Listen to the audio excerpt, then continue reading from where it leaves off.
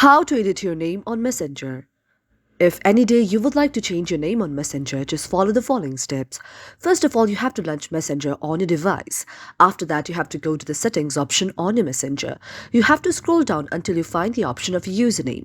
After that, you can tap on the option of edit username. After going there, you can change the name of the username that you want to change in the Messenger. This way, you can change your name on Messenger.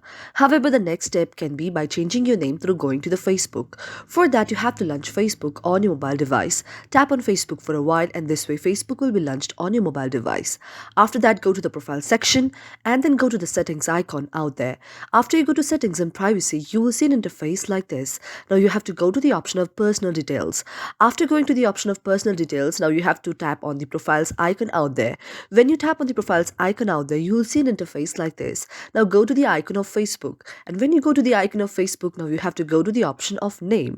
When you go to the icon of name out there, you can see an interface like this. Now from here, you can change your first name, your surname and your middle name, and this way your name will be changed in the Facebook as well as in the Messenger. And this way, after you do review change and do save, your name will be changed in the Facebook as well as Messenger.